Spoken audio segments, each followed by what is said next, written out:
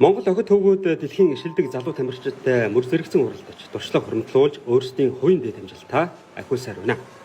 Тэмцээний 2 дахь өдөр Монгол Улсын тамирчдаас спортын мастер Нэхмэнд холимогсөлтийн 200 метрийн зайн уралдаанд оролцлоо. Тэрээр 2 минут 939 секундын амжилт үзүүллээ. Нэхмэнд үндсэн төрөл зайдаа хувийн дэд үзүүлэлтээ 3 орчим секундээр ахиуллаа.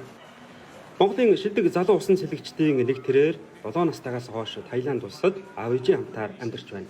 Нэхмэнд 2024 оны 2 дугаар сард Азийн залуучуудын аваргын тэмцээнээс яг энэ төрөлд хүрэлт медаль хүртэж байсан юм. Цагийн үзүүлэлтээ ахиулсандаа би маш их баяртай байна. Холимогсөлтийн 200 метрийн зайд нэлээд удаан хугацааны дараа өөрийн үзүүлэлтээ ахиулж байна. Тиймээс сэтгэл үнэхээр сайхан баяртай байна.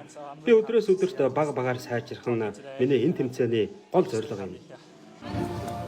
Тэмцээний эхний өдөр залуу тамирчид цагийн зөрүү, усан сан, орчиндөө дасах зэрэгээс шалтгаалan баггүй сандарч байсан. Харин 2 дахь өдрөөс эхэлж нөхцөл байдал өөр болж байна.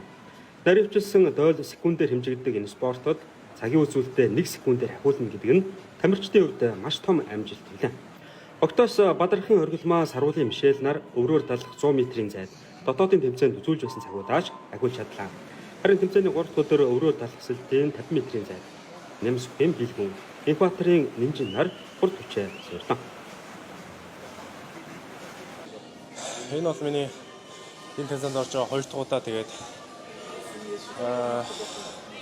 энэ одоо л үнэхээр өөрөө яг туршлага суудсан тэ олон улсын тамирчдыг яг яаж халаадаг, урсдаг тэр мөрийн бүгдийг суралцаад тэгээд урдж байна.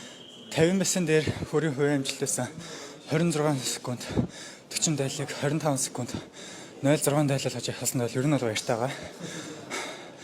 1 секундын асар том шинжилт өөртөө хийж чадсан гэж бодож байна. Олон улсын хэмжээний мастер Зандан бол асгалжуулагчийн удирдлага доор сүүлийн 3 жил усан сэлтээр хичээлж байгаа Бадархын оргилмаа ирээдүйдээ тамирчдын нэг гэдгээ харуулсаар байна. Оргилмаа олон улсын дөрөвт тэмцээнд оролцож байна. Тэрээр тэмцээний 3 дахь өдөр хараар далах сэлтийн 200 метрийн зайд уралдлаа. Тийм сансандаа бараг сайн хурдалж чадсан. 25-ын нөө цагаас илүү хурд явсан. Тэрэндээ амар баяртай байна. Ер нь цаг амар ихсэн бараг 10 секундээр. Багшлахаараа өсрөл цикл эднэрээ сайн хийгээрэй гэд цикл дээрээ дээшээ хараарай гэд. Тэгэхгүй бол би жоохон хаяа доош хараад идэг болохоор. Тэгээ ер нь сайн л ажиллаарай гэсэн.